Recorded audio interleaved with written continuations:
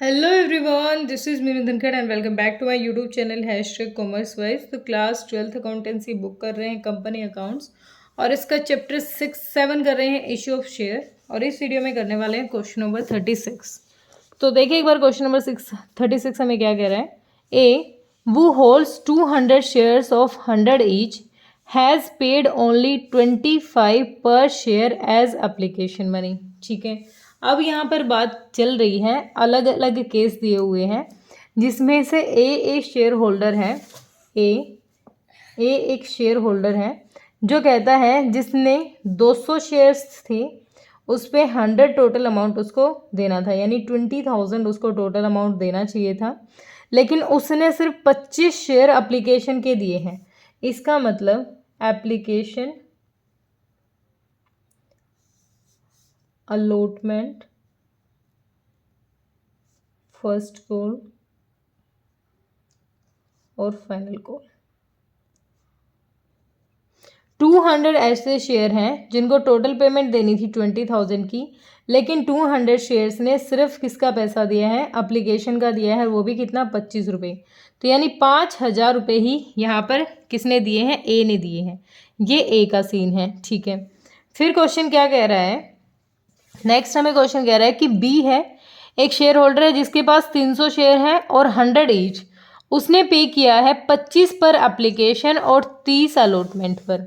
अब यहाँ पर कह रहा है कि एक शेयर होल्डर है, ठीक है, जिसको 300 शेयर है और 100 रुपये के हिसाब से 30,000 टोटल अमाउंट देना था, लेकिन उसने क्या दिया है, 300 शेयर्स पर 25 तो किसका दिया है, एप्लीकेशन का दिया है, तो 25 दिया 75, यानी 7500, और अलॉटमेंट का भी दिया है कितना, 30 रुपये, यानी 300 शेयर्स पर 30 रुपये अलॉटमेंट के दिया है, 9,000 रुपये उसने यहाँ पर दिया है। ठीक है, ये एक बी शेयर होल्डर है और ये ए था।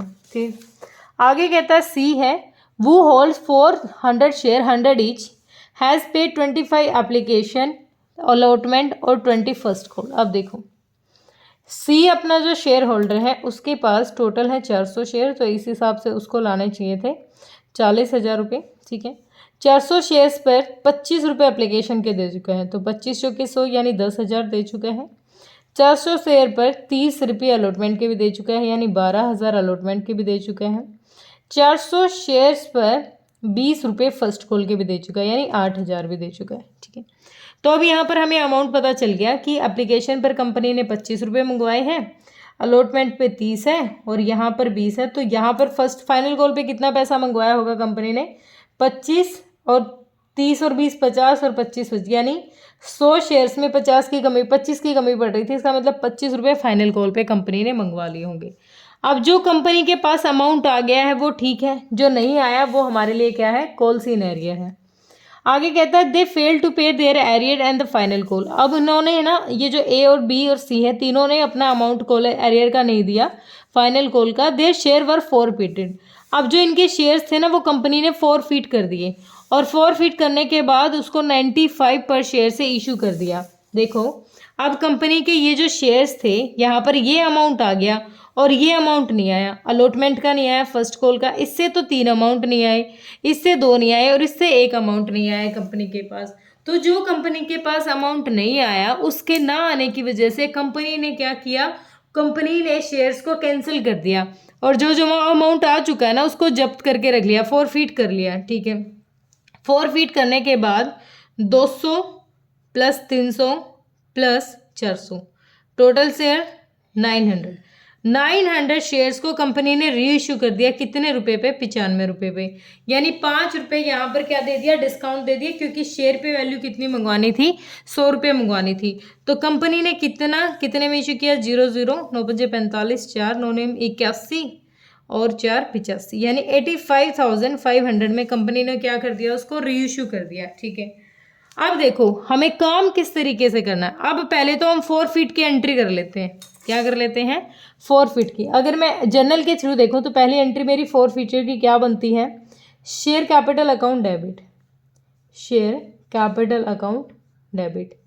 अब हमारे शेयर्स कितने हैं, 900 शेयर्स को कंपनी ने फॉरफिट किया है और 900 पे कंपनी को 100 रुपये मंगवाने थे, तो यानी 90,000 रुपये कंपनी को यहाँ पर मंगवाने थे। ठीक है, अब क्या नहीं आया, 2 क्या नहीं आया?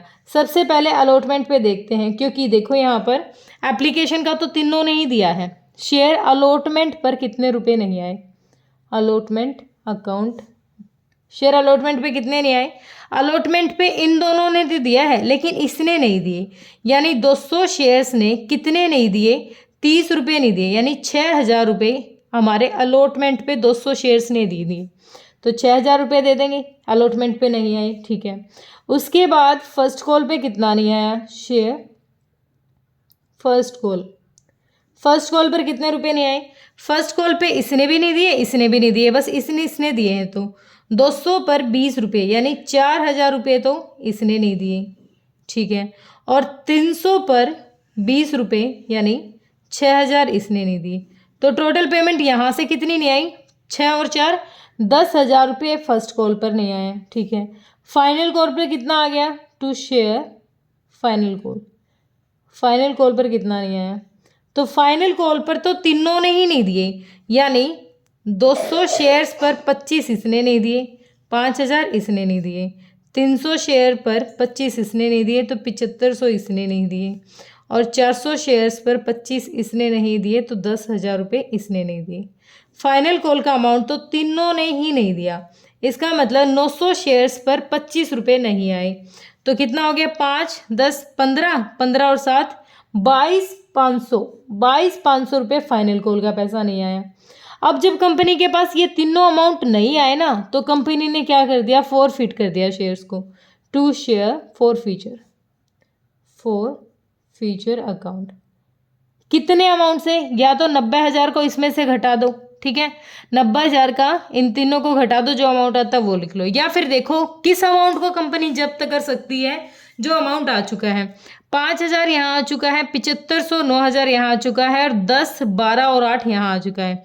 12 8 20, 20 और 10 30, 30 और 9 39, 39 और 5 44, 44 और 7 और 4 11, 51,500 रुपये, 51,500 रुपीज़ क्या कर लिए कंपनी ने? फॉरफिट कर दिए।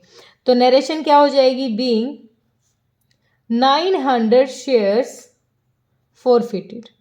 अगर ये अपना पूरा अमाउंट दे देते तो कोई दिक्कत ही नहीं थी, इन्होंने जो अमाउंट नहीं दिया, इस वजह से जो अमाउंट ये दे चुके हैं ना, उस अमाउंट को भी कंपनी ने क्या कर लिया? फॉरफिट कर दिया, और इनके शेयर्स को कर दिया कैंसिल, ठीक है। ये एंट्री तो नॉर्मल है। अब कंपनी ने क्या किया? शेयर इशू किए। अब शेयर इशू किए तो बैंक में पैसा आया होगा, बैंक अकाउंट डेबिट। कितने पैसे आए? 900 पे 95 मंगवा रखे हैं, तो कितने आ गए? 85,500 रुपीज़ बैंक में आ गए। किस चीज़ के पैसे हैं? टू शेयर कैपिटल का पैसा है, शेयर इशू किए हैं, शेयर कैपिटल अकाउंट, ठीक है।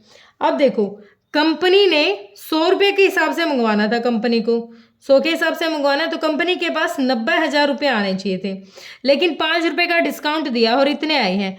कंपनी को मंगवाने तो पूरे 90,000 थे, लेकिन कंपनी के पास कम अमाउंट आया है, तो जो कम अमाउंट आया है उसको कहाँ से एडजस्ट कर लेंगे? शेयर फॉरफीचर से अमाउंट ले लेंगे, क्योंकि शेयर फॉरफीचर में ये अमाउंट हमारा क्या है? ये जो 51,500 ना, ये हमारे पास बचा हुआ पैसा है इन शेयर्स का, तो यहाँ से जो कमी पड़ रही है उसको यहाँ से ले लेंगे। तो कितने की कमी पड़ रही है? 4,500 की, ये अमाउंट हम यहाँ से ले लेंगे। तो नरेशन यहाँ क्या हो जाएगी? बीइंग 900 शेयर्स इशू किए थे हमने एट द रेट 95 पर शेयर री इशूड, ठीक है। टोटल अमाउंट हमें इतना मंगवाना था, लेकिन हमने मंगवाया कितना? 95 रुपये मंगवाए, क्योंकि री इशू किए हैं। उन्हीं एक बार जो इशू हो चुके तो उन्हीं शेयर्स को कैंसिल करके दोबारा इशू किया गया है, तो कम अमाउंट में मंगवाएंगे तो कोई दिक्कत नहीं है, डिस्काउंट पे मंगवा सकते हैं, ठीक है। अब हमारा फॉरफीचर अकाउंट में कितना ट्रांसफ़र होगा? 51,000 टोटल अपने पास आया था, जिसमें से 4,500 हमने यूज़ कर लिया, 0 0 0, और 11 में से 4 गया 7, और 47,000 जो हमारा अमाउंट है ये फॉरफीचर अकाउंट में ट्रांसफ़र हो जाएगा। थर्ड एंट्री क्या बन जाएगी? Share forfeiture account debit.